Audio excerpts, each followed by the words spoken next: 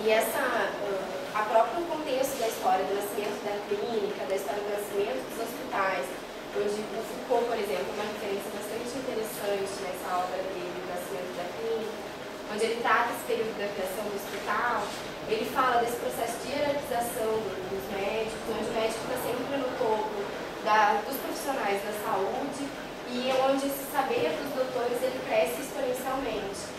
Isso, mesmo sendo uma perspectiva, um contexto histórico do início do século XVIII para o século XIX, ainda é uma forma de organização das instituições de saúde que ainda perdura. Pode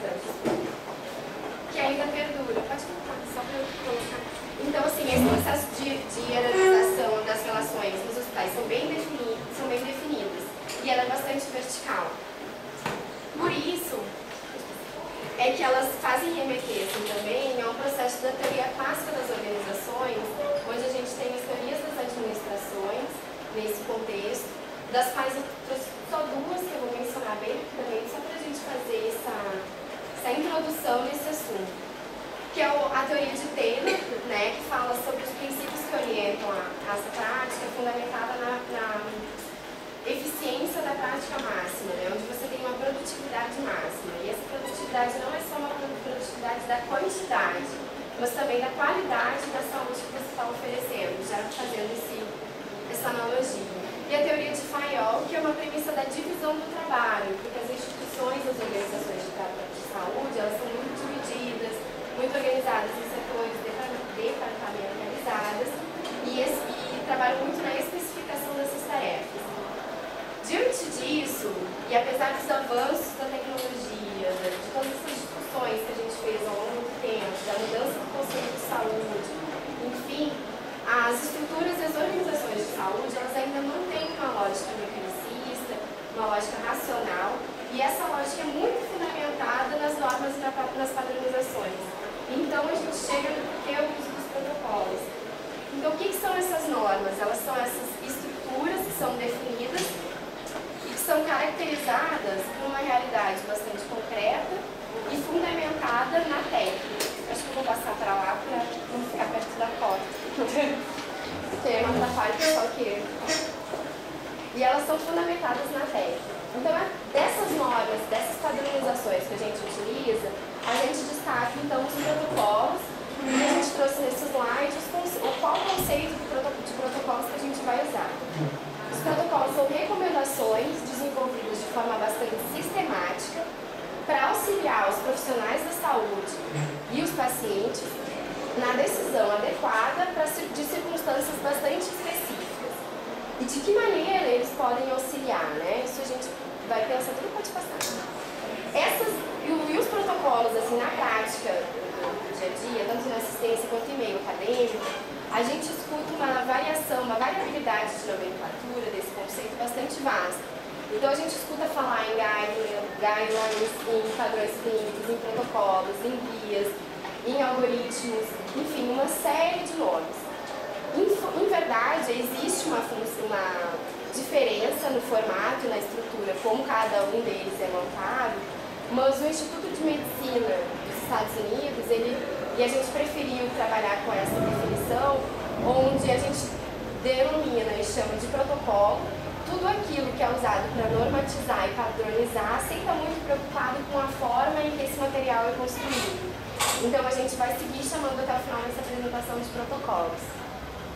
Para que esses protocolos eles são utilizados? Assim, né? Eles podem ser utilizados como instrumentos de gestão clínica, né? Onde o gestor ele pode avaliar a qualidade da assistência, por exemplo, como instrumentos de auditoria, servindo também para processos de avaliação e monitoramento de alguma unidade ou de alguma atividade específica. A questão do respaldo das práticas profissionais, porque onde você tem uma normatização e regra, alguns profissionais podem se sentir mais respaldados para exercerem determinadas práticas. Ele é muito comum nas práticas da ciência farmacêutica, aliás, a farmácia é um meio que difunde bastante os protocolos, e também é utilizado para credenciamento de profissionais em instituições e planos de saúde. Essas são algumas utilizações dos protocolos, só para vocês terem ideia do quanto é vasta a aplicação. E qual o objetivo assim, da utilização desse material? Digamos que o objetivo principal, né, é para melhorar a qualidade desse cuidado em saúde. De que maneira que pode ser melhorado esse cuidado? Por quê? Porque ele diminui essa variabilidade da prática clínica, porque na medida em que você normatiza e padroniza uma prática, você diminui assim, a possibilidade de variâncias de diversos profissionais de diferentes formações, de diferentes ou de mesma formação profissional, estarem atuando sobre uma mesma prática. Diminui a assimetria da informação, eles servem como instrumento educativo, porque tanto as normas quanto os protocolos e todos esses instrumentos normativos, eles acabam ajudando, principalmente instituições e unidades de escolas, onde tem um corpo de residentes e alunos bastante grande, para evitar justamente essa assimetria e variabilidade das ações. E eles chamam atenção para grupos negligenciados, porque você não vai construir um protocolo para um grupo onde você tem uma assistência de qualidade, um grupo onde você tem um resultado eficaz e eficiente com aquela população. Provavelmente você vai elaborar um protocolo com algum tema que é gerador de conflito, com algum tema que tem essa variância de normativas e essa variância até de prática. E além disso, eles orientam a alocação de recursos. Um dos principais objetivos também é para que se tenha maior custo-efetividade daquela produção, daquele tema para qual o protocolo é desenvolvido. Bom, então a gente vai elaborar um protocolo, a gente viu os conceitos desse protocolo e a gente vai pensar em algum protocolo para algum tema específico, enfim, mas que atributos esse protocolo ele tem que ter? O protocolo tem que ser mais ou menos não, ele deveria ter todas essa série de atributos, que é a validade, a força de evidência. Todos os protocolos eles trabalham bastante nessa lógica da evidência clínica, que a Ana vai explicar para vocês. Os resultados estimados, a credibilidade, a reprodutibilidade, a aplicabilidade, flexibilidade clínica, a clareza, que é a maneira como esse protocolo está construído. Né, o fato dos resultados que aquele protocolo está propondo, na verdade, aqueles resultados, quando eles estão postos em prática, eles estão atingidos, aquelas proposições, né? A credibilidade e a reprodutibilidade, por exemplo. Se eu pegar todas aquelas instruções normativas do protocolo e fornecer aquele protocolo para um outro grupo, aquele grupo é capaz de seguir e de ter o mesmo resultado que o grupo que organizou esse protocolo, né? É um processo multidisciplinar, ou seja, envolve uma série de categorias, não somente um profissional, por exemplo, porque assim a gente pulveriza o saber e possibilita também maior adesão desse protocolo. Se a gente faz um protocolo centrado, por exemplo, em um único profissional da classe, ou médico, ou enfermeiro, ou oncólogo, ou farmacêutico, a possibilidade de não adesão pelos outros profissionais é maior. Né? E o trabalho, como ele é muito conjunto, então essa integração é bastante importante. É importante uma programação para revisão, porque os protocolos eles não são um conteúdo que tem um fim por si só, mas sim um conteúdo que precisa ser revisto de tempos em tempos. Alguns estudos indicam uma sugestão de a cada 3 anos, por exemplo. E a questão da documentação, porque todo o processo de criação e desenvolvimento de um protocolo, todas as etapas elas precisam estar bem descritas, para que depois das etapas finais de validação e tudo isso tenha um fundamento. Nós temos, assim, basicamente 3 tipos de protocolos, baseados em evidências, que são baseados em evidências clínicas, baseados em resultados, né, que são, por exemplo, estudos que avaliam determinados tipos de terapêutica, e baseado em preferência, onde a gente tem uma associação de baseado em evidência com resultados e com a associação de um fator que é interessante, que é a participação ativa do usuário, do paciente no processo de protocolação. E existem algumas divergências porque alguns autores falam que ele é muito mais difícil de ser organizado, muito mais difícil de ser colocado em prática, porque ele permite uma flexibilização maior no processo de construção dos protocolos, mas também ele amplia a qualidade da assistência, uma vez que insere o usuário no processo de cuidado que ele mesmo vai estar recebendo. Então, Meu nome é Ana, eu sou residente de medicina de família. Eu não me apresentei no começo. Começou a passar. Assim, agora, apesar de tudo isso que a gente falou, os protocolos que a gente tem, eles não são perfeitos, né? Eles não conseguem, na maioria das vezes, ser reprodutíveis para a nossa realidade na medicina de família, em geral, mas muitas vezes também para a realidade regional que a gente tem. Então, assim, em geral, a gente tende a encarar o tema protocolo de forma muito passiva, assim, como é que eu vou usar um protocolo? Mas a gente tentou falar aqui um pouquinho a partir de uma experiência que a gente teve de tentar desenvolver protocolos mesmo. Porque é muito importante o contexto para o qual a gente está tentando desenvolver um protocolo. A gente tem que conhecer o sistema de saúde do país, as referências falam do sistema de saúde do país, mas eu acho que mais do que isso, pra gente, às vezes é o sistema de saúde da API que a gente está, ou daquela pequena rede. Isso faz muita diferença na reprodutibilidade daquele protocolo dentro da nossa realidade. Então a gente precisa conhecer os serviços, conhecer os fluxos e os recursos que a gente tem disponíveis naquele local. A primeira coisa que a gente tem que fazer é decidir se a gente vai fazer um material novo ou se a gente vai adaptar o material. Que na nossa realidade acaba sendo mais fácil e muitas vezes mais adequado. Nem sempre a gente precisa pegar do zero um tema para fazer uma pesquisa do que tem na bibliografia de todos os artigos que existem. Muitas vezes a gente pode usar o material que a gente já tem. A gente tem sempre que considerar quais são os alcances, quais são os objetivos que a gente quer, a gente tem que ter clareza, definir, delimitar o que a gente quer, saber qual é a experiência da nossa equipe. Então não adianta a gente pegar uma pessoa que não tenha nenhuma experiência em pesquisa para tentar fazer uma pesquisa de evidência científica. A gente saber os meios que a gente tem mesmo e a existência dos protocolos que a gente tem de qualidade do problema de saúde em questão. Então a gente tem que conhecer os protocolos que existem.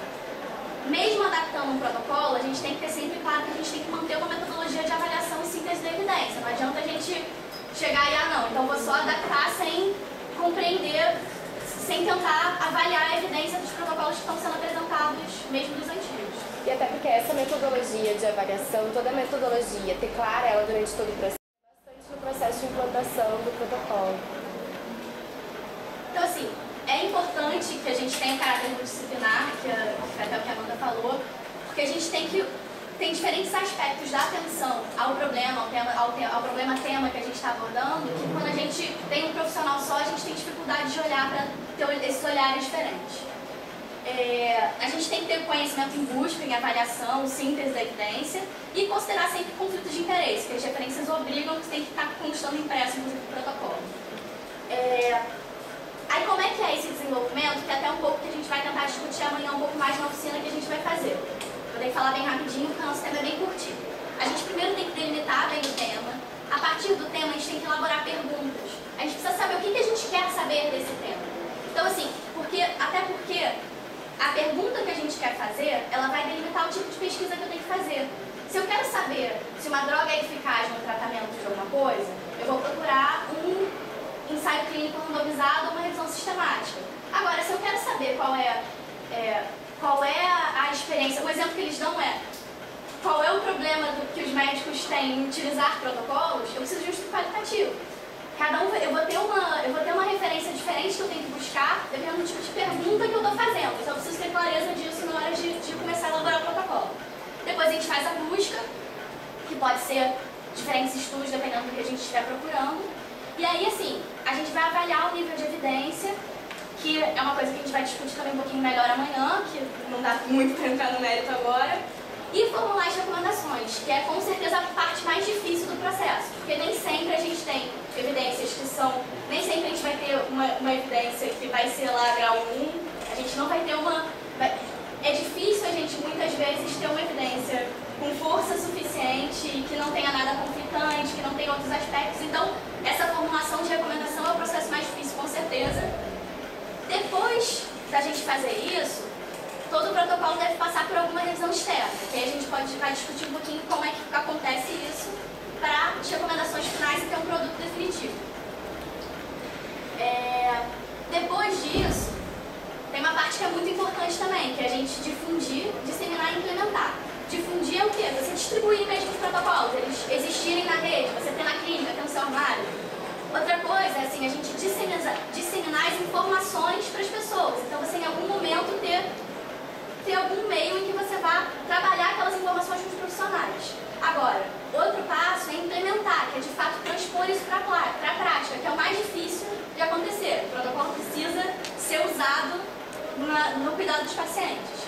Então, assim, para isso a gente precisa de estratégias efetivas de comunicação para superar essas dificuldades, as barreiras que a gente tem aos protocolos.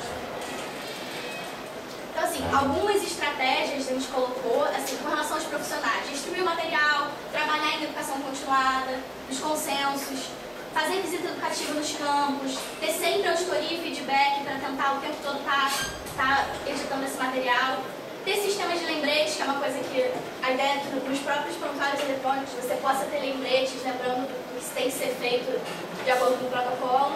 Outras estratégias múltiplas que combinem essas coisas.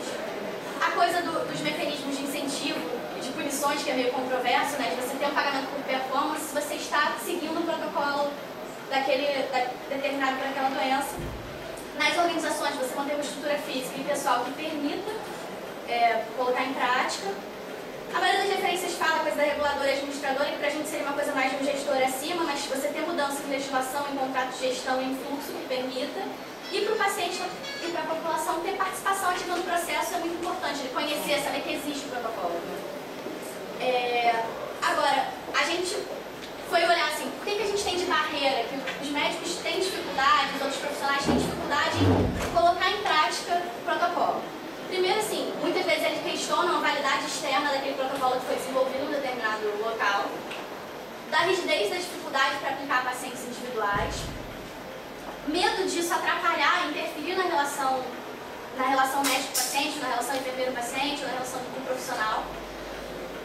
Em alguns, isso assim, aqui talvez no Brasil não seja tão forte, mas em alguns países, os estudos mostram que tem medo disso gerar uma ação disciplinar em processo. Então, o médico não quer que exista um protocolo, porque se tem um protocolo, se ele faz diferente, ele pode ser processado. A escassez de tempo e falta de recurso, de habilidades mesmo, para colocar em prática os novos procedimentos que vão estar no protocolo. Tudo isso, assim, ele é bastante comum, porque a gente tem, que nem a Ana falou, assim, a gente tem uma variabilidade muito grande de estudos, mesmo de evidência científica sobre o mesmo tema. Então, é por isso esse questionamento tão grande com essa questão das evidências, de que tipo de estudo foi feito, de quanto em quanto tempo esse protocolo foi revisto. E, além disso, muitos protocolos que são desenvolvidos, eles são muito extensos. Então, os profissionais, em função dessa escassez de tempo, da dinâmica da prática do dia a dia, das ações, enfim, não conseguem estar lendo o material. Então, não se apropriam daquilo que é proposto e também não executam. Essa coisa deles deveriam ser mais curtos, mais didáticos e ter alguma escolha de informação ao paciente que carece, assim, dos protocolos que a gente tem. Alguns países eles têm protocolos governamentais muito punitivos, muito proibitivos, restringem muito a prática e tem um temor também do papel da indústria farmacêutica na elaboração desses protocolos e de acabar prevalecendo motivos econômicos, muitas vezes, sobre motivos clínicos, né? Por isso que é fundamental, assim, que a Ana tinha falado, que haja descrito no protocolo se há ou não conflito de interesse e que tipo de conflito de interesse é esse. Porque algum tipo de protocolo pode estar sendo financiado, pode haver algum tipo de interesse de alguma indústria farmacêutica, por exemplo. Daí, assim, refletindo um pouquinho sobre isso, é uma coisa que tem um grande esforço, precisa ter objetivo claro, precisa ter bom planejamento em todas as etapas e tem desafios que são muito importantes, que é assim, primeiro, como incorporar o paciente na elaboração dessas recomendações, que seria interessante para a gente ter um protocolo um pouco mais centrado mesmo na pessoa, um pouco mais não interferindo nessa coisa da relação médico-paciente. Como ampliar a adesão, como lidar com essas barreiras dos profissionais. A coisa de que, em algum nível, o protocolo, será que ele tira a barreira do profissional? Qual que é esse ajuste fino de uma coisa que regulamente, de uma coisa que dê diretrizes, mas que não interfira na autonomia profissional? Que seja flexível, assim, de certo ponto. Porque ainda que o protocolo seja uma coisa normativa e pragmática, precise dar uma diretriz de orientação para determinada conduta, até que ponto esse protocolo pode ser flexível também, de modo que faça isso que a Ana estava comentando, que não prejudique essa relação do médico-paciente, que esse paciente possa estar inserido nesse processo, mas que não seja uma coisa tão engessada, assim. Essas são as reflexões, assim, que os estudos fazem hoje, que porque ainda ninguém tem uma resposta assim certinha, bonitinha, pra gente poder estar apresentando para vocês, porque vai muito também do contexto da realidade que a Ana falou, assim, contexto da realidade local, do contexto da realidade, quem é a clientela que vai usar o protocolo e quem é a clientela que vai ser usuário desse protocolo, quem são os pacientes para quais esses protocolos são destinados. E uma outra coisa também que é como romper, assim, que é justamente isso, com essa lógica, assim, né, que é uma coisa mais pragmática, e porque a gente pelo menos assim, na medicina de família, nessa atenção da medicina de comunidade, você é dotado para pensar na questão da integralidade, né, do ser humano como um todo. E aí, como você pensa nesse aspecto da integralidade, num protocolo que vai fragmentar e vai orientar você sobre um passo muito específico de determinada conduta, assim, sabe? Essas reflexões, elas estão, tipo, aguçando bastante, assim, o meio científico e tem se pensado de que maneira juntar, fazer esse link entre a academia e a prática clínica. Daí, assim, a gente acredita que, com certeza, para conseguir fazer isso, a gente precisa de protocolos mais generalizados. Daí, assim, é por isso que é importante que as pessoas estejam um pouco mais imbuídas dessa ideia de tentar adaptar os protocolos para aquilo que elas vivem. Assim, a gente foi chamado aqui hoje para falar sobre o tema. Um pouquinho por conta de uma experiência que a gente teve, que a gente tem 5 minutinhos, acho que não vai dar para falar, mas tenta falar muito rápido, assim. É só para as pessoas terem uma ideia, assim, talvez eu nem passe muitos slides, mas só para falar assim, um pouco dessa importância da regionalização que ela está falando. A gente teve uma experiência no TEIAS, e na verdade a gente ainda está tendo, né, eu como pesquisadora e a Ana como residente, o TEIAS, não sei se todo mundo sabe, é o Território de Ações Integradas em Saúde de Manguinhos, que é vinculado à Escola Nacional de Saúde Pública e à Fundação Oswaldo Cruz. Então, a função... Pode passar esse slide, sim. Então, o TEIAS, uma das linhas de pesquisa é a questão da evidência clínica e organizacional de práticas assistenciais na atenção primária, que tem como eixo a construção e validação de guias e protocolos para atenção primária. Eu acho que isso aqui a gente pode passar um pouquinho, né? Eu acho então, que... assim, só vou contar, na verdade, qual era a iniciativa, na verdade. O TEIAS firmou uma pactuação, um contrato de gestão com o Ministério da Saúde do Paraguai e desenvolveu para aquele país protocolos bastante específicos, porque aquele país estava todo no processo de organização da atenção primária, implantação do projeto de agente de saúde, enfim. Então, o TEIAS desenvolveu esses protocolos para lá e o nosso trabalho agora é de fazer o papel inverso, de traduzir esses protocolos que foram feitos para o Paraguai e de fazer todo o processo adaptativo, não só para a realidade da atenção primária no Brasil, que é bem mais desenvolvida e estruturada do que a do Paraguai, mas também de fazer justamente esse processo de contextualização de território, que é adequar às necessidades das equipes do TEIAS, né, de 2 unidades de saúde.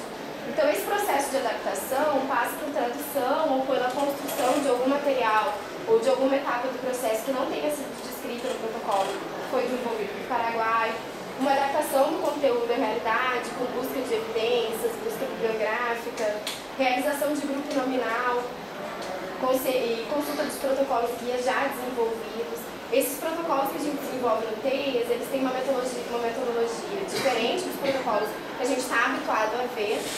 Todos os protocolos eles utilizam a metodologia do SOAP, subjetivo, objetivo, avaliação e plano, o que já facilita essa incorporação da lógica do protocolo eletrônico e o acesso de informação, de registros mais sistematizados, e da organização de um conteúdo e acompanhamento de uma forma ao longo, longitudinal, paciente. A gente tem, assim, aqui, por exemplo, alguns protocolos que a gente já desenvolveu e as etapas que a gente já conseguiu avançar. O Paraguai desenvolveu mais de 11, acho que foram 11 ou 13 protocolos, agora não me recordo, sobre diversos temas de atenção primária. Desses 11, o TEIAS conseguiu passar pelo processo de tradução esses 6, né, que a unidade, a clínica, considerou mais relevante por conta do contexto, que é tuberculose, pré-natal, saúde da criança, hipertensão, diabetes e transtornos mentais. E eles já passaram por esse processo, que alguns anos já descreveram, de grupo nominal, de adaptação. Assim, o que é interessante desse processo especificamente? A gente viu que, assim, a gente tentou fazer adaptações e tal, mais adequadas. Quando a gente chega na discussão da educação permanente com os profissionais da clínica, médicos e enfermeiros, a gente vê que, assim, tem muita coisa para acrescentar com as questões da realidade que as pessoas vivem. A gente no protocolo protocolo faz com que ele possa ser... As pessoas fazem parte do processo e isso faz com que ele possa ser mais utilizado mesmo. Da dificuldade também que é compilar uma série de informações sobre um tema tão vasto quanto pré-natal, por exemplo, num instrumento com essa lógica do SOAP e com poucas páginas, de até mais ou menos 20 páginas, então para ser um guia rápido de consulta também. Então, o que a gente conseguiu nesse processo, com essa experiência de TEIAS, é que a gente observa nessas discussões das atividades de educação permanente, o quanto a equipe reflete essa questão das novas práticas, quando a gente apresenta os estudos novos, de novas evidências, com novas possibilidades de atuações e condutas sobre o mesmo processo. As novas demandas, isso gera novas demandas para atividades seguintes da educação permanente, porque um tema se cola no outro e isso vira tipo um dominó. As novas demandas também sobre fluxo e organização do processo de trabalho, porque muitas vezes a burocracia da prática impede que às vezes esse fluxo seja mais dinâmico, então a discussão desse protocolo facilita essa organização do processo de fluxo. Esclarecimento de dúvidas também dos profissionais com equipe de especialistas, quando a gente faz esse grupo nominal. Orienta também a necessidade de novos estudos. Por exemplo, quando a gente todos esses protocolos que a gente desenvolveu são para médicos e enfermeiros, né? E existe uma demanda agora da categoria de enfermagem com um protocolo específico da categoria de enfermagem, por exemplo, que surgiu em função dessas demandas específicas que a gente foi avaliando. E também é um instrumento de prática educativa, tanto para os profissionais quanto para os residentes e os alunos de outros cursos que circulam pela clínica. Enfim, assim, a gente tentou fazer meio rápido, né, em função desse tempo que a gente tem, uma abordagem, assim, sobre o que são os protocolos e a gente deixa pronto, assim, um convite para vocês estarem participando da oficina, que amanhã a gente tem mais tempo e a gente consegue estar trabalhando um pouquinho mais esse processo de elaboração, de construção, que tenha ficado incitável em vocês na apresentação que a gente fez. Não sei se alguém tem alguma dúvida ou alguma questão que queira colocar, complementar. A gente teve que falar muito rápido, né? Desculpa, ficou